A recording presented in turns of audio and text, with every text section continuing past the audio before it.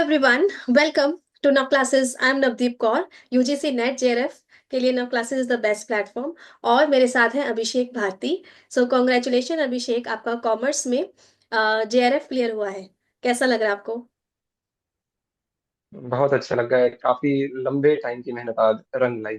आज रंग लाई है, यस। तो अभिषेक, आप कब से तैयारी कर रहे थे? मैं एम कॉम फर्स्ट से ही तैयारी कर रहा था इस चीज अभी के लिए। कौन से सेमेस्टर में हो गया? मैं अभी एम कॉम कंप्लीट करके सेंट्रल यूनिवर्सिटी ऑफ हिमाचल में एज अ स्कॉलर एडमिटेड। हाँ, आपका पीएचडी भी एडमिशन हो गया है। वेरी गुड, कॉन्ग्रेचुलेशंस उसके लिए भी, दोनों के लिए। आपने मेरे को कहा था, मैंने जब इनका पीएचडी एडमिशन हुआ था, मैंने कहा तब दे दो सक्सेस स्टोरी, तो उन्होंने कहा नहीं मैम, मैं जेआरएफ पीएचडी सब कुछ साथ में दूंगा। तो देखो, ये आपका डिटर्मिनेशन आज आपके सामने है। जी। सो अभिषेक, अपनी जर्नी बताओ कि कैसे आपने तैयारी करी। मैं इनिशियली अगर बैक में चलूँ तो मैम जब एम कॉम फर्स्ट में था तो मैंने वहीं से जो जिस प्लेटफॉर्म पे आप पहले थे वहां से आप आपसे ही शुरुआत की थी और डीआई और कम्युनिकेशन टॉपिक से शुरू किया था। अच्छा। और एंड भी आपसे ही हो रहा है अभी। आपकी जो मैराथन आती थी पेपर वन की ऊर्जा मैराथन मैम, वो बहुत बहुत ही काम की रही।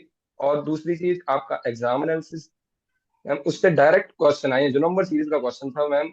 उसको मुझे ऑन एन एवरेज लग जाते थे मैम 1.5 से 2 मिनट लग जाते थे। आपका जो एग्जाम एनालिसिस देखा था उससे मैम मैंने 20 सेकंड में वो बना दिया। जी। और लास्टली जो मैम आपकी बुक है हाँ जी। मैम, वो मोर देन इनफ है। थैंक यू सो मच, आपने मेरी बुक्स भी पढ़ी है। जी मैम, जी मैम, बहुत ही अच्छी है, बहुत अच्छी। जी। पेपर वन में। पेपर वन पढ़ा आपने उसमें? अच्छा, हाँ ठीक है। जी। सो पेपर टू भी आपका कॉमर्स ही है, तो क्लासेस वगैरह आपने डेफिनेटली ली है मेरे से, है ना? जी। सो और अभी आपने जो पीएचडी एडमिशन लिया है, इसके लिए भी आपने रिसर्च प्रपोजल नव क्लासेस से सीखा था बनाना?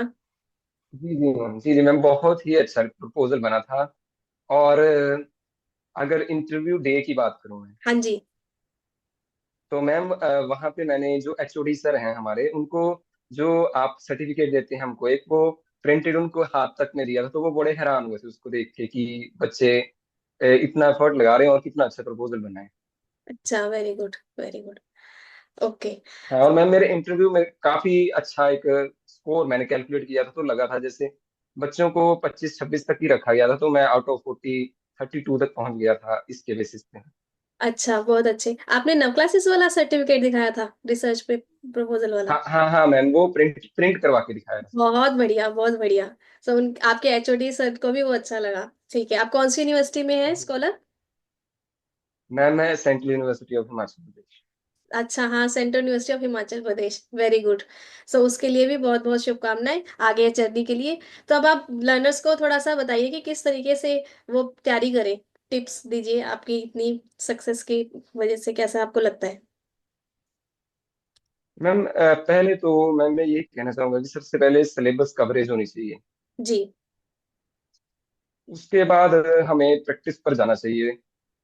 ठीक है। तो आप और टाइम फिर कितना देते थे जेआरएफ की तैयारी में? मैम मैम मैं यूनिवर्सिटी में तो हमारी लाइब्रेरी का ऐसे रहता था कि सुबह 9 से रात को 9 बजे तक वो खुली रहती थी। अच्छा।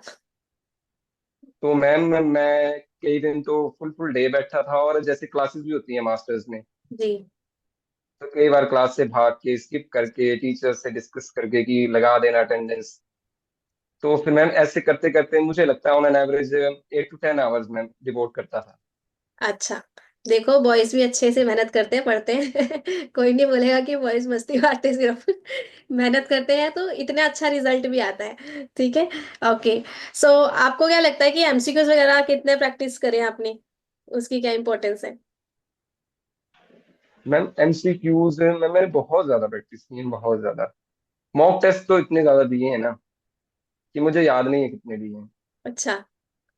ठीक है। और प्रीवियस ईयर्स में मैम मैंने पेपर वन में तो मैम मेरा इतना हाथ पक्का नहीं था, पर पेपर टू में मैम मैंने लगभग 5 साल के तो कंप्लीट किए हैं। जी। ठीक है। जी मैम। सो कोई मोटिवेशनल टिप स्टूडेंट्स को देना चाहते हो कि कैसे वो अपने आप को मोटिवेटेड रखें, डिटर्मिनेट रखें कि पढ़ना है? मैम मैं तो पर्टिकुलर जो लाइफ जर्नीज रहती हैं स्टूडेंट्स की, जी। जैसे कोई डॉक्टर बन रहा है या फिर कोई जैसे अभी मुझे याद है, एक टिप मुझे आपकी इसी तरह के इंटरव्यू से मिली थी, जो पिछले AIR 1 थे। अच्छा हाँ। उन्होंने एक बात बोली थी कि आपने साथ में मैनेजमेंट के प्रीवियस ईयर भी कर लेने हैं और कॉमर्स के भी कर लेने हाँ हैं, फिर आपको बेनिफिट रहेगा। जी।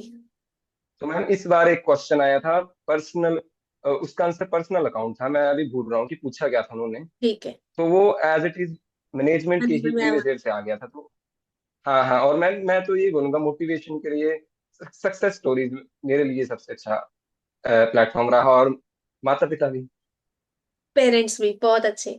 सो अभिषेक ने अभी हम्म। दो तीन चीजें बोली हैं इतनी सी लाइन में, कि एक तो जो नव क्लासेस पे सक्सेस स्टोरीज है, सो आप उसको भी देखो, क्योंकि उन्होंने कुछ टिप्स दी होती है, जैसे अभी अभिषेक ने कुछ टिप्स दी हैं, ये काम आ जाती हैं। दूसरा, अगर कॉमर्स के स्टूडेंट हो तो मैनेजमेंट, मैनेजमेंट के स्टूडेंट हो कॉमर्स के भी PYQs लगाओ, क्योंकि क्वेश्चन जो सिलेबस है काफी हद तक सेम है और काफी रिपीट होता है। नव क्लासेस ऐप में अगर आप कोर्स लेते हो ना, तो उसके अंदर आपको टेस्ट सीरीज में दोनों ही मिल जाएंगे, कॉमर्स के भी और मैनेजमेंट के भी।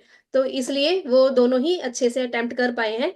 सो और पेरेंट्स पेरेंट्स एंड अपना खुद का मोटिवेशन, ये सब आपका नेट JRF की जर्नी में आपके साथ रहा। So thank you so much Abhishek Bharti, आप इतना कीमती टाइम निकाल के हमारे लर्नर्स को इतने संक्षिप्त टाइम में, लिमिटेड टाइम में आपने इतने अच्छे टिप्स वगैरह दिए हैं, कि रेगुलर रहना है, मेहनत करनी है, और अपना ध्यान पढ़ाई में लगाना है। आजकल वो जो रील वील का पंगा चढ़ गया है, उसकी जगह अगर कोई पर्सन फोकस कर ले तो अपनी लाइफ में जल्दी से आगे बढ़ पाएगा। ठीक है। सो कॉन्ग्रेचुलेशंस, आगे बढ़ते रहो। और आप देखो सेंट्रल यूनिवर्सिटी में उनका PhD एडमिशन भी हो गया है, और मैं नव क्लासेस पे रिसर्च मेंटरशिप कोर्स में और रिसर्च प्रपोजल कोर्स में रिसर्च भी सिखाती हूँ। तो आपको आपके टाइटल डिसाइड करने में कितना हेल्प मिला अभिषेक? मैम टाइटल डिसाइड करने में बहुत ज्यादा हेल्प मिली, क्योंकि मैम मैं जैसे अभी मुझे याद है, आपने मेरे से एक वर्ड ऐड करवाया था, सर्कुलर इकोनॉमी। हाँ और डायरेक्ट उसी पे ही इंटरव्यू पैनल ने पूछ लिया कि बेटा सर्कुलर इकोनॉमी की आज के डे में क्या रेलेवेंस है। जी। तो मैम मतलब टॉपिक डिसाइड करने में बहुत ज्यादा हेल्प रहती है, हमें क्लैरिटी हो जाती है कि हम किस डायरेक्शन में काम करेंगे। जी। एक स्टूडेंट का अपना पॉइंट ऑफ व्यू होता है, और दूसरा हमारी एक्सपर्टीज होती है, और हम भी देखते हैं कि आप लोग सिलेक्ट हो रहे हो, किस वजह से सिलेक्ट हो रहे हो आपके टॉपिक्स में। तो उसकी वजह से आप का आगे इंटरव्यू वगैरह में भी हेल्प मिलता है। सो हाँ जी, और रिसर्च कोर्सेज में आपको वो भी मिलता है सर्टिफिकेट नव क्लासेस पे। ठीक है, जो सर्टिफिकेट अभिषेक ने भी दिखाया, and that is relevant, because ये दिखाता है कि हमने ये चीज सीखी है। That is the importance of certificate also, and now classes private limited company, तो इनका बिल्कुल वैलिड है। सो thank you, and keep growing. आगे बढ़ते रहो, और अपना, मेरा और अपने पेरेंट्स का, सबका नाम रोशन ऐसे ही करते रहो, ठीक है, और अपने फ्रेंड्स वगैरह को भी और मैं क्लासेस में एक बात बताना चाहता हूँ जी मैम। जी बताइए। मैम इंटरव्यू डे में ना हम मोस्टली ये लेके चलते हैं कि हमसे प्रपोजल से ही पूछा जाएगा। अच्छा। पर मैम उन्होंने प्रपोजल के साथ साथ ऐसा था कि रिसर्च मेथोडोलॉजी के एप्लीकेशन बेस्ड क्वेश्चन भी बहुत पूछे। ओके, तो आप डिस्कस करना चाहोगे किस टाइप के? हाँ हाँ मैम, जैसे उन्होंने, जैसे क्लस्टर और स्ट्रेटिफाइड सैंपलिंग रहते हैं हमारे, ओके हाँ। हम जानते हैं उनका क्या आंसर है। जी। पर उन्होंने पूछा आप इसका एग्जाम्पल दो, आप अपनी रिसर्च में इसे कैसे लागू कर पाओगे कि नहीं कर पाओगे। हम्म। उन्होंने पूछा कि आप क्वेश्चनियर कैसे बिल्ड करोगे। हाँ जी। ज्यादा और प्रिसीजन और एक्यूरेसी के बारे में वो पूछ रहे थे। बोल रहे थे आप एप्लीकेशन बेस्ड आंसर दो हमें, मीनिंग तो हम भी जानते हैं। तो मैम एप्लीकेशन पर्सपेक्टिव पे ज्यादा ध्यान होना चाहिए, मैं ये एडिशन करना चाहता हूँ रिसर्च प्रपोजल में जो लिखा है उसके साथ साथ। जी बहुत अच्छा आपने बताया, क्योंकि ऐसा काफी बार जैसे अभिषेक ने बताया, ऐसे ही अदर स्टूडेंट्स मेरे को बताते हैं कि उन्होंने पूछा, अच्छा हाइपोथेसिस क्या होता है, इसका यूज आप करोगे कैसे? जैसे अभी आपने स्ट्रेटिफाइड सैम्पलिंग, क्लस्टर सैम्पलिंग का यूज, तो स्टूडेंट्स ना पूरा एग्जाम्पल देके बताते हैं उनको, जैसे मैं क्लास में समझा रही होती हूँ वैसे ही वो एग्जाम्पल देके बताते हैं, तो उनसे इसका इम्प्रेशन भी बहुत अच्छा पड़ता है कि हाँ इसको तो इन डेप्थ आता है, रटा रटाया ज्ञान नहीं है। नहीं तो आपने ये पॉइंट सही बोला है, डेफिनेटली सब रट सकते हैं, लेकिन एक्चुअली उसका मीनिंग उसको पता है ना, जो एक्सप्लेन कर पा रहा है।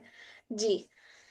सो थैंक यू अभिषेक, आपने थॉट्स शेयर किए, ये सब लर्नर्स को डेफिनेटली हेल्प करेगा। ठीक है। तो keep growing always, dream believe act and achieve, JRF is mine, now it's yours. Yes. Thank you. ठीक है, शुक्रिया। खूब शुक्रिया।